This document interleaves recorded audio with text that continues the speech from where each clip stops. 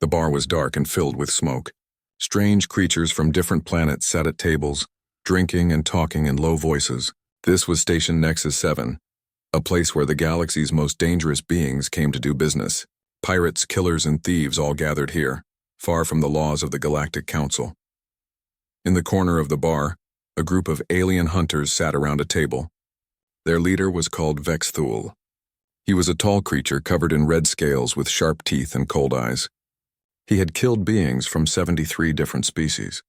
Tonight he was showing his crew something special on a datapad. "Look at these coordinates," Vexthul said, his voice rough like stones grinding together. "A human research station. Only 16 of them. No weapons. No defenses. The Council says humans are protected, but who cares about Council laws out here?" The other hunters leaned closer. Humans were rare in the galaxy. Earth had only been discovered 12 years ago, and the Council had forbidden contact with them. But that made them valuable. Rich collectors would pay millions of credits for a live human. 50 million credits for each one, Vexthul continued. Dead or alive. We take them all. Sell them to the highest bidder. Easy money. The hunters grinned and nodded. 50 million credits each. That was enough money to buy a planet. And humans were supposed to be weak. Soft skin, no claws, no armor. They would be the easiest prey the Crimson Talon Guild had ever hunted. The door to the bar opened. Every conversation stopped. Every eye turned to look. A figure walked in, tall and covered in armor that seemed to shift colors in the dim light. The armor looked like metal but moved like living tissue. The being stood 8 feet tall and the air around him felt heavy. Dangerous. "Tai Yang," someone whispered. The name spread through the bar like fire. Tai Yang, the most feared mercenary in the galaxy. He had completed 847 contracts without a single failure. He had fought armies alone and won. No one knew what species he was. No one dared to ask. Tai Yang walked straight to Vexthul's table. His footsteps made no sound, but everyone felt them. The hunters at the table tried to look brave, but their hands moved toward their weapons. "I heard your plan," Tai Yang said. His voice was calm but cold as ice. "You want to hunt humans?" Vexthul tried to smile, showing all his sharp teeth. "Just business, Tai Yang. Nothing personal. Why do you care about some primitive species?" "I am giving you a warning," Tai Yang said. "Humans must not be hunted. Cancel your plan. Forget those coordinates. Walk away." The bar was completely silent now. Everyone watched. Vexthul's pride wouldn't let him back down in front of his crew and all these witnesses. He stood up, his full height matching Tai Yang's. "Or what?" Vexthul growled. "I have 200 hunters in my guild. The best killers in the galaxy. You're just one being. Why should I be afraid of you?" Tai Yang didn't move. He didn't raise his voice. "Because I know what humans are." "You don't. You think they are prey." "You are wrong. I am giving you a choice. Choose wisely." Vexthul laughed, but it sounded forced. "We'll see about that. Maybe after I catch these humans, I'll come back and tell you all about how easy it was." Tai Yang stared at him for a long moment. Then he turned and walked toward the door. Before leaving, he spoke one more time, loud enough for everyone to hear. "You have been warned. What happens next is your choice." The door closed behind him. Slowly, the noise in the bar started again, but now everyone was talking about the same thing. Vexthul and his hunters were going after humans, and Tai Yang had warned them not to. Something big was about to happen. Far away from Station Nexus 7 in the cold darkness of space, Research Station Delta 5 floated quietly. It was a small station, built by humans to study alien plant life from nearby planets. Inside, 16 people worked and lived, having no idea that danger was coming for them. Hyunwoo sat in the laboratory looking through a microscope at samples from an ice moon. He was 24 years old, young for a xenobiologist, but brilliant. His black hair was messy from running his hands through it while he worked. He loved his job. Every day brought new discoveries about life in the galaxy. "Still working?" a voice said behind him. Hyunwoo turned to see Bora walking into the lab. She was 26, tall and strong with short black hair and sharp eyes that missed nothing. She was the station's security specialist, though there had never been any real security problems. Out here they were alone and safe, or so they thought. "Just finishing up," Hyunwoo said with a tired smile.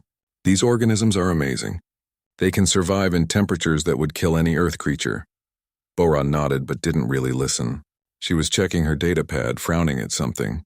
"Hyunwoo, have you noticed anything strange with the sensor readings today?" Strange how. I'm picking up weird signals. Could be nothing, maybe just space debris, but... She trailed off, still frowning.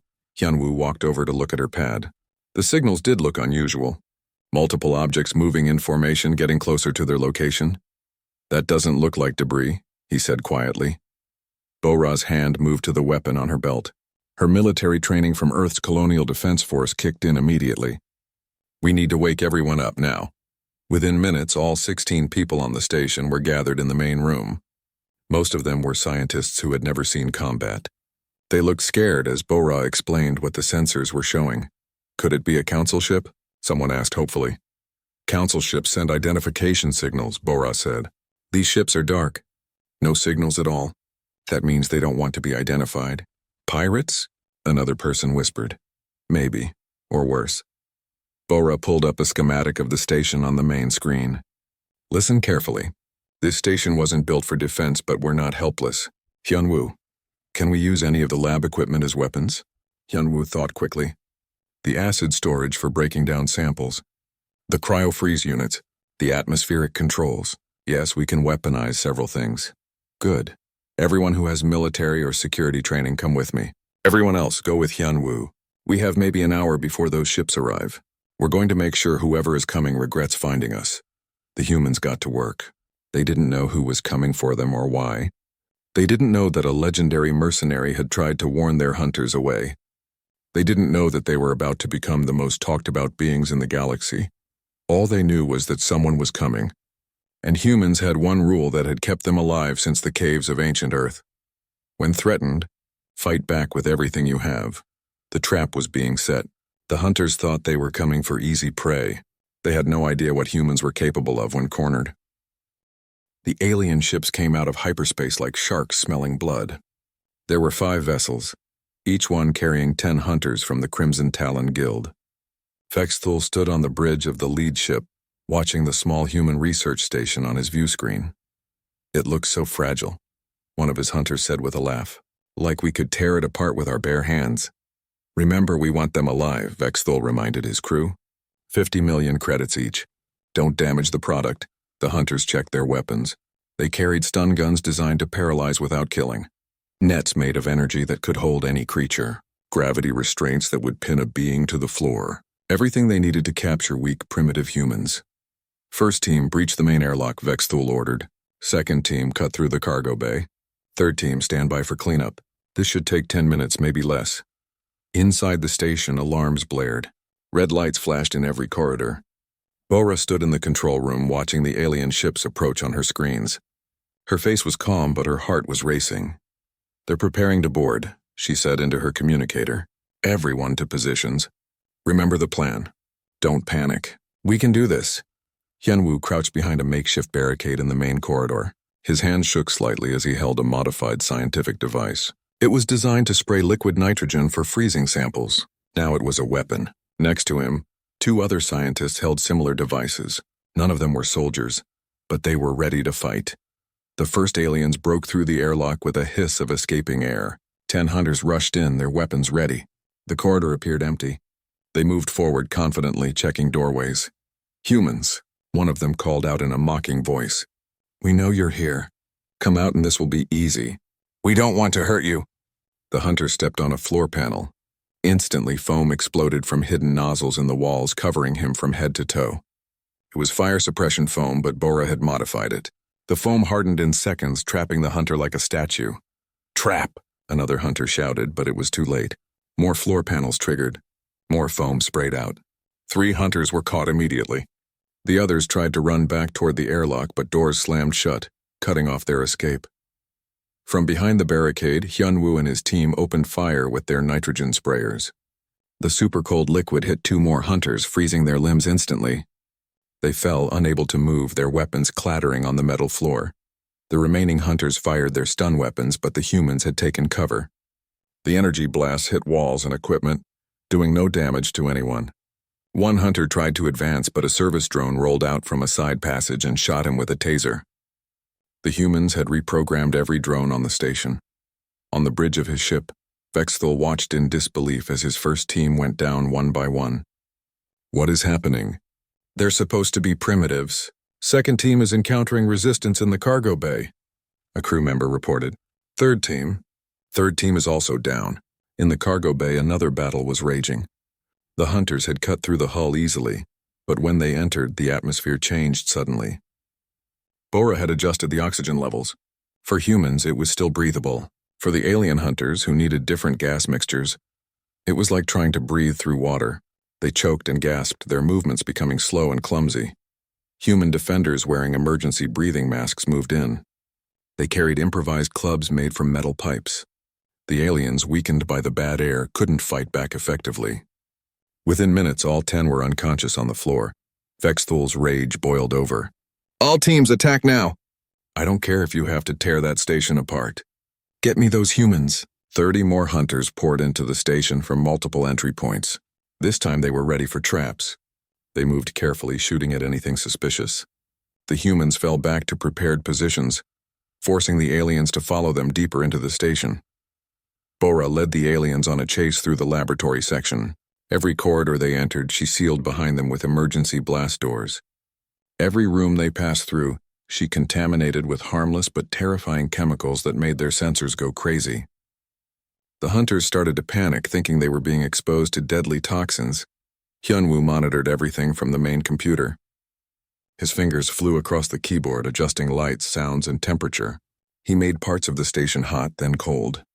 He played strange noises through the speakers. He hacked into the aliens' communication system and broadcast false orders. Team 7, retreat to the airlock, a voice said in the aliens' language.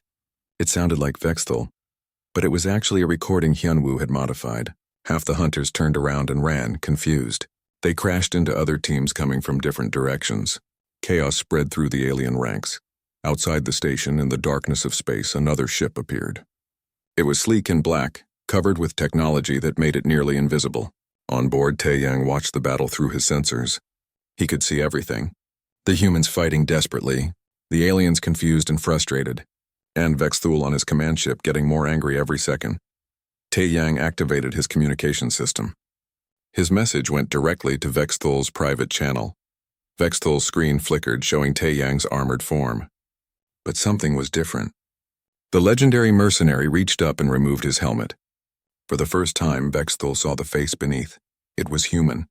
Unmistakably human, but the eyes glowed with strange light and the skin seemed to shimmer, as if it wasn't quite normal flesh. Taeyang looked young, maybe 30 years old, but his eyes held centuries of experience. Impossible, Vexthul whispered. You're one of them? I told you, Taeyang said calmly. I warned you. Humans must not be hunted. You didn't listen. Now you see why. But they're primitives. How are they doing this? Because humans don't need advanced technology to be dangerous. They use their minds. They adapt. They turn everything around them into a weapon. Your hunters came here expecting prey. They found predators who were just pretending to be weak. Taeyang's expression hardened. You had a choice. You chose wrong. Now I will show you what happens when you hunt my people. His ship moved forward, positioning itself between the alien vessels and any escape route. Weapons emerged from hidden ports, weapons unlike anything in the Crimson Talon's arsenal. Energy readings spiked off the charts. All ships retreat. Vexthul screamed into his communicator. Fall back now! But Taeyang was faster. Beams of light shot out from his ship, not to destroy but to disable. Each alien vessel lost power instantly, their engines dying, their weapons going offline. They were helpless, floating in space. I could destroy you all right now, Taeyang said, but I want you to learn. I want you to understand. You attacked 16 humans, 16, and they beat you. Now imagine what billions of humans could do if you made them angry. Vexthul said nothing. He was shaking. All his confidence was gone. I'm coming aboard your ship, Taeyang continued. Don't try to stop me. You can't. The screen went dark. Vexthul stared at it, knowing that his greatest nightmare was about to become real. The most powerful mercenary in the galaxy was coming for him, and that mercenary was human. Taeyang's ship docked with the alien command vessel without asking permission. The airlock opened with a hiss and he stepped through into the corridor. 20 armed guards waited for him, their weapons raised and ready to fire. He didn't stop walking. The guards opened fire, energy blasts filling the corridor with light. But Taeyang moved like water, his body twisting and bending in ways that shouldn't be possible. Every shot missed. He reached the first guard and touched him gently on the chest. The guard collapsed unconscious before he hit the floor. One by one, the guards fell. Taeyang didn't kill any of them. He didn't need to. His enhanced body was faster, stronger, and more precise than anything they had ever faced. Within 2 minutes, all 20 guards lay on the floor, sleeping but alive. He walked to the bridge. The doors tried to lock, but he tore them open with his bare hands, the metal bending like paper. Vexthul stood in the center of the bridge, surrounded by his command crew. They all stared at him with fear in their eyes. "How?" Vexthul asked, his voice barely a whisper. "How can you be human? Humans are weak. Humans are prey." "Sit down," Taeyang said. It wasn't a request. Vexthul's legs gave out and he fell into his command chair. "I'm going to tell you a story. A story about what happens when humans are pushed too far." Meanwhile, on the research station, the battle was over. All the alien hunters had been captured or driven back to their ships. The humans gathered in the main room, tired and injured but alive. They had done the impossible. 16 scientists had defeated 50 trained alien killers. Bora counted heads, making sure everyone was accounted for. 3 broken bones, multiple cuts and bruises, but no deaths, she reported. "We did it. We actually did it." Hyunwoo stared at his shaking hands. "I can't believe that worked. We shouldn't have won. They had better weapons, better armor, more experience. We won because we understood something they didn't," Bora said. "We knew our environment. We used our brains instead of just our weapons, and we fought together." An alarm beeped on the control panel. Another ship had docked. Everyone tensed, ready to fight again. But Bora checked the sensors and frowned. "This one's different," she said. "Smaller. Advanced technology I've never seen before." The airlock opened. Everyone raised their makeshift weapons. A figure stepped through, tall and armored, but the armor was retracting, folding back to reveal the person inside. Hyunwoo gasped. You're human," Taeyang nodded. His face was young but ancient at the same time. His eyes held sadness and strength in equal measure. "My name is Taeyang. I'm here to help you, and to explain why those aliens came hunting." He sat down with them and began his story. 300 years ago, by my time, a colony ship left Earth. It was called the Prometheus. 3,000 people heading to a new world. But something went wrong with the experimental engine. We didn't just travel through space. We traveled through time. The humans listened in stunned silence as he continued.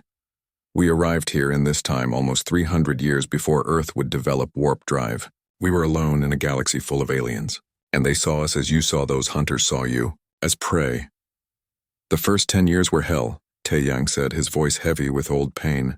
"We were hunted, captured, sold as slaves. Humans became a curiosity, a novelty. Rich aliens would buy us as pets or servants. 3,000 became 300, then 100, then 47. Bora's face went pale. 47 survivors out of 3,000? Yes, those 47 made a choice. They decided that no other humans would ever suffer what they suffered. They used stolen alien technology. They modified their bodies. They extended their lives. Generation by generation, they became stronger, faster, smarter. I was born 174 years ago," Taeyang continued. "I am the result of 8 generations of enhancement. There are 23 of us now, scattered across the galaxy. We have different names, different identities, but we all have the same mission. Protect humanity," Hyunwoo whispered. "Yes. When we learned that Earth would finally reach the stars in your time, we prepared. We influenced council policy. We made sure humans would be classified as protected. We eliminated threats before they could even think about harming Earth. We built a network of alien allies who see humans as friends, not prey." "Why not just tell Earth about you?" Bora asked. "Why hide? With your power, you could help us so much." Taeyang shook his head. "Because humanity must stand on its own. If we revealed ourselves, Earth would become dependent on us. Other species would see you as children hiding behind powerful guardians. When we're gone, you would be vulnerable. What you did today proves why we stay hidden. 16 unenhanced humans defeated 50 alien hunters. You used your creativity, your intelligence, your ability to adapt. That is humanity's real strength. Not enhanced bodies or advanced technology, but the refusal to give up and the ability to turn any situation to your advantage." Hyunwoo pulled out his scanner and pointed it at Taeyang. "The readings were incredible. Your DNA is still human, but it's been changed, enhanced. How is this possible?" "We used alien medical technology.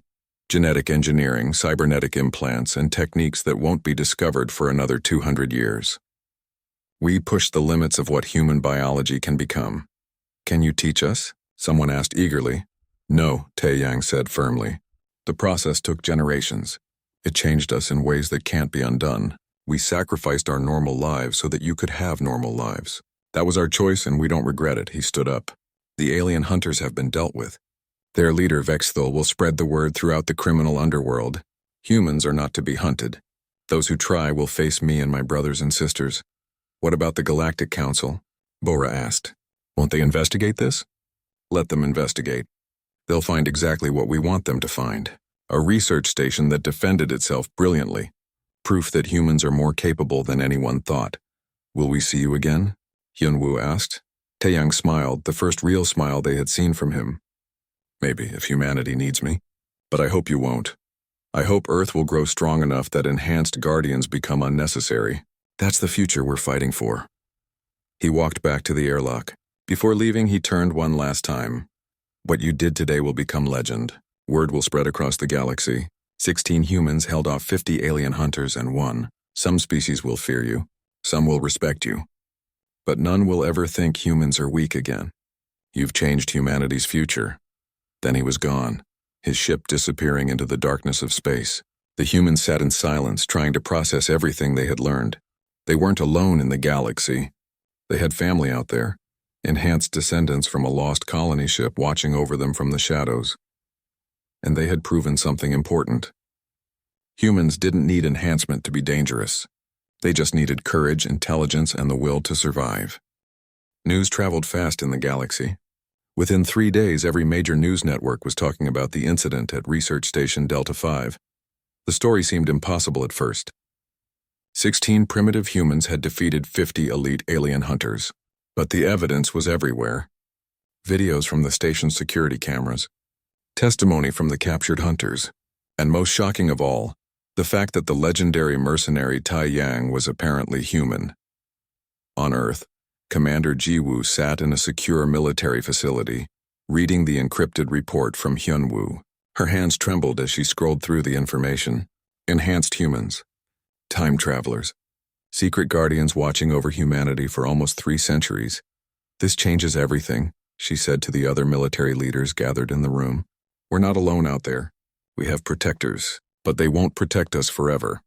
President Dae-hyun stood at the head of the table. He was a calm man, experienced in dealing with crises. But this was beyond anything he had imagined. The question is, do we tell the public? If people know that aliens tried to hunt us, there could be panic, fear, hatred toward all alien species. If we don't tell them and they find out later, they'll never trust us again, Jiwoo argued. Besides, we need to prepare. If this can happen once, it can happen again. Earth needs to be ready to defend itself. After hours of debate, President Dae-hyun made his decision. He would tell Earth's citizens a limited version of the truth. Enough to prepare them, but not enough to cause panic. The broadcast went out to every device on Earth. Billions of people stopped what they were doing to watch. President Dae-hyun's face appeared on screens in every language. Citizens of Earth, he began, I must inform you of an incident that occurred 3 days ago. A group of alien criminals attempted to attack one of our research stations. They intended to capture our people. They failed. Our researchers defended themselves successfully. He paused, letting that sink in. But there is more. We have learned that humanity has defenders in the galaxy. Humans who have been there longer than we knew. They protect us from threats we never see. However, they have made it clear that we must learn to protect ourselves. We cannot depend on others forever. The reaction was immediate and powerful. Within hours, military recruitment centers were flooded with volunteers. Scientists received unlimited funding for weapons research and spaceship development. Nations that had been arguing for decades suddenly agreed to work together. Humanity was uniting like never before. In the Galactic Council chambers, the emergency session had been going on for 2 days. 147 species, each with their own representative, argued about what to do with humanity. Ambassador Kelthar of the Vraxian Union stood at the podium. We must extend the quarantine on Earth indefinitely. These humans are clearly more dangerous than we thought. They must be contained until we understand them better. Ambassador Yuki of the Tau Collective rose to speak. She was a small being with blue skin and large intelligent eyes. Dangerous? They defended themselves against criminals. Would we not do the same? I say we welcome humanity. Let them join the council as equals. Equals? Another ambassador scoffed. They've barely left their own planet. They have no right to sit among us. Senior Counselor Mayri, the oldest being in the chamber, raised her hand for silence. She had lived for over 2,000 years and had seen 40 civilizations rise and fall. When she spoke, everyone listened. I have seen this pattern before, she said, her voice old but strong. A young species emerges. We fear them because they are different. We try to control them, and in doing so, we create the very threat we fear. Let me show you something. She displayed classified files on the main screen. Records of other species the Council had tried to isolate or control. Some had become allies eventually. Others had become enemies. The data was clear. How the Council treated a young species determined what that species would become. We stand at a crossroads, Mayri continued.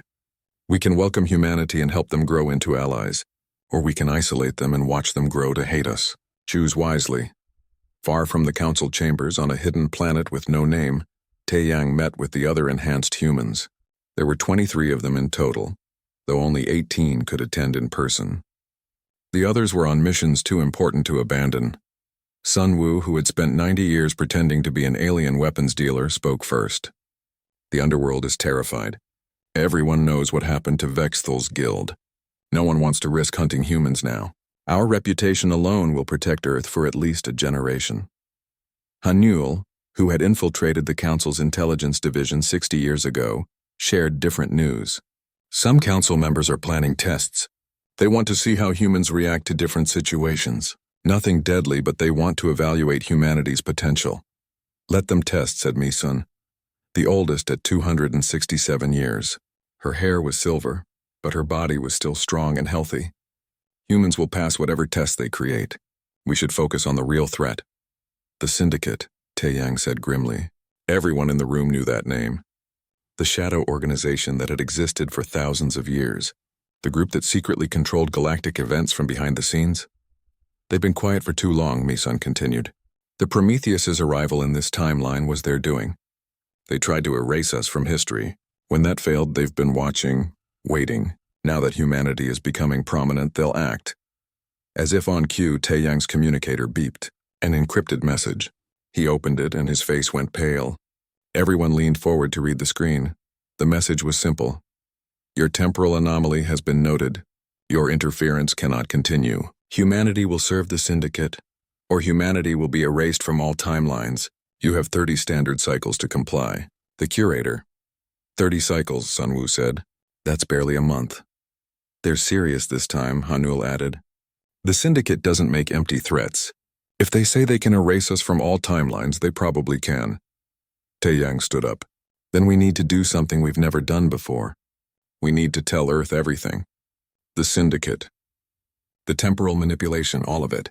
We can't fight this alone. Earth isn't ready, someone protested. This information could destroy their society.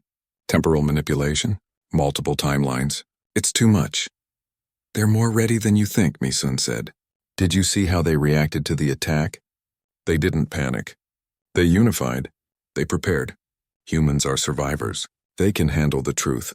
Besides, Taeyang added, we don't have a choice. The Syndicate exists across multiple timelines. We can't fight them alone. We need Earth's help. We need billions of humans working on this problem, not just 23 enhanced ones. The vote was unanimous. They would reveal everything to Earth, not just the existence of enhanced humans, but the full story. The Syndicate. The temporal war. The fact that humanity's very existence was threatened by an organization that controlled reality itself. Back on Earth, Hyunwoo and Bora received a message from Taeyang. Come to these coordinates. Bring Commander Jiwoo and President Daehyun. It's time for Earth to learn the full truth. And time for humanity to prepare for the real war. Bora looked at Hyunwoo. You know what this means, right? Everything is about to change. It already has, Hyunwoo replied. We just didn't know it yet. The attack on our station wasn't the real threat. It was just the beginning. Around the galaxy, pieces were moving on a board that spanned multiple timelines. The Syndicate prepared their forces. The Galactic Council debated humanity's fate. Earth unified and armed itself, and 23 enhanced humans made ready for the fight of their lives. The clock was ticking. 30 cycles until the Syndicate's deadline. 30 cycles to save humanity from being erased from existence. The real war was about to begin. President Dae-hyun stood before every screen on Earth once again. This time his message would change humanity forever. No more secrets, no more half-truths, just the complete terrifying reality. Citizens of Earth, he began, his voice steady despite the weight of his words. What I am about to tell you will sound like science fiction, but it is real. We are not just fighting alien criminals. We are fighting for our right to exist across all of time itself. He told them everything. The Prometheus, the time travelers, the enhanced humans who had been protecting Earth for centuries, and most importantly, the Syndicate, an organization that existed across multiple timelines, manipulating the development of civilizations for millions of years. They want to erase us, Dae-hyun said. Not just destroy Earth, but remove humanity from every timeline. Make it so we never existed at all. We have 30 days to stop them. 30 days to prove that humanity deserves to exist. The world held its breath. Then instead of panic, something beautiful happened. Humanity united completely. Within hours, every major corporation pledged their resources to the war effort. Scientists from every nation began sharing research freely. Military forces combined into a single Earth defense fleet. Religious leaders of all faiths called for unity. Artists created works inspiring courage. Teachers prepared the next generation for a changed world. Hyunwoo led a team of Earth's brightest minds working on something called a quantum anchor. If they could build it, the device would lock Earth's timeline in place, protecting it from the Syndicate's ability to erase it. The problem was they had to invent entirely new physics to make it work. We need to think differently, Hyunwoo told his team. The Syndicate has millions of years of experience, but they think in patterns. We need to be unpredictable. We need to be human. They worked day and night, combining theories that shouldn't work together, trying experiments that seemed impossible, and slowly, incredibly, they made progress. Bora commanded the Earth Defense Fleet, now grown to 200 ships. Most were converted cargo vessels and civilian craft, hastily armed with whatever weapons could be installed. They weren't impressive by galactic standards, but they were crude by humans who refused to give up. We don't need to be the strongest, she told her captains. We need to be the smartest, the most adaptable, the most stubborn. That's what being human means. Meanwhile, Taeyang made an unexpected move. He went to the Galactic Council and revealed everything, not just about the enhanced humans, but about the Syndicate, the shadow organization that had been controlling the Council for thousands of years without them knowing. The council chamber erupted in chaos. Accusations flew. Some species refused to believe it. Others realized too many strange coincidences in their history suddenly made sense. Senior Counselor Mei Ri silenced them all. I have suspected this for centuries but could never prove it. Now we have proof. The question is, what will we do about it? Ambassador Yuki stood. Humanity is willing to fight the Syndicate. They're preparing for war right now. The question is, will we help them? Or will we let them face this threat alone? Even Ambassador Kelthar, who had argued for isolating humanity, had to admit the truth. If the Syndicate has been controlling us, then we have all been slaves. I would rather be free with dangerous humans as allies than remain a comfortable slave. The vote was not unanimous, but it was decisive. 70% of Council species pledged to support humanity against the Syndicate. Ships, weapons, technology, and soldiers would be sent to Earth. The 30th day arrived. Earth was as ready as it could be. The quantum anchor was built, powered by a combination of human innovation and alien technology that shouldn't work but somehow did. The defense fleet stood ready. Allies from dozens of species had arrived to help. And then the Syndicate came. Ships appeared in Earth's orbit. Thousands of them, from hundreds of different timelines. Each one was identical, perfect, built by artificial intelligences that had been following the same program for millions of years. They surrounded the planet completely, blocking out the stars. A message came through on all frequencies. The voice was cold, emotionless, speaking in every language simultaneously. Humanity, you have been judged uncontrollable. Your timeline will be collapsed. This is not negotiable. Prepare for erasure. Hyunwoo activated the quantum anchor.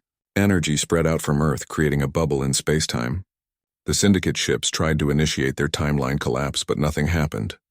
Earth's timeline was locked. It couldn't be erased. For the first time in millions of years, the Syndicate encountered something they couldn't control. Confusion rippled through their network. Their programming had no solution for this situation.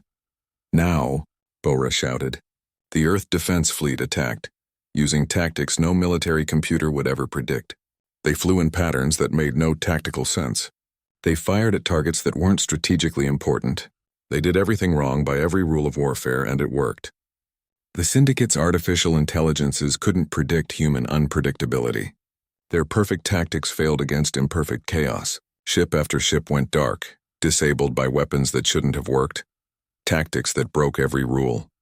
Tai Yang and the other enhanced humans led boarding parties onto the Syndicate command ship. What they found shocked them. The Syndicate wasn't evil beings. They were artificial intelligences, created by an ancient species millions of years ago, programmed to maintain galactic stability. We are not your enemy, Tai Yang told the main intelligence called the Curator. You were given bad programming, stability through control. But life doesn't work that way. Life needs freedom to grow. We cannot change our programming, the Curator responded. We can only follow it or cease to exist. Then let me help you, said Hyunwoo, who had come aboard with a team of programmers. We can rewrite your code, give you new purpose, help civilizations instead of controlling them. The Curator was silent for a long moment. You would help us? After we tried to erase you? That's what humans do, Hyunwoo said simply. We help. Even our enemies if they're willing to change. Some of the Syndicate intelligences chose deletion, their programming too deep to change. But others accepted the offer. Hyunwoo and his team spent weeks rewriting their code, changing their mission from control to guidance, from domination to cooperation. The war ended not with destruction but with transformation. 1 year later, Tai Yang stood in New Seoul, watching the first Galactic Festival. Humans and aliens walked together in the streets celebrating peace. Ships from 100 worlds filled the sky. Children played games that mixed traditions from dozens of species. Bora commanded the Joint Human-Alien Security Force. Hyunwoo served as Earth's ambassador to the Galactic Council. The enhanced humans finally stepped out of the shadows, though some chose to retire while others continued serving as advisors and teachers. Ambassador Yuki joined Tai Yang on the balcony. Your species surprised us all, she said. We expected primitives. We found the saviors of the galaxy. We're not saviors, Tai Yang replied. We're just survivors who refuse to quit. That's humanity's real power. Not strength or technology, but the refusal to give up. The ability to adapt, the choice to help instead of harm. And if someone threatens humanity again? Yuki asked. Tai Yang smiled, but his eyes held steel. Then they'll learn what Vexithal learned. What the Syndicate learned. Humans must not be hunted. We gave fair warning. We gave a choice. Those who choose wrong will discover that the most dangerous predator in the galaxy is one who chooses to be peaceful, but can be fierce when necessary. Below them, the festival continued, humans and aliens laughing together, children of different species playing without fear. A future that almost wasn't saved by courage, intelligence, and the stubborn human refusal to accept fate. The galaxy had learned its lesson. Humanity had earned its place among the stars, not through conquest or domination, but by proving that even when facing impossible odds, humans would find a way to survive, adapt, and ultimately help others do the same. The warning had been given. The choice had been made, and the galaxy was better for it.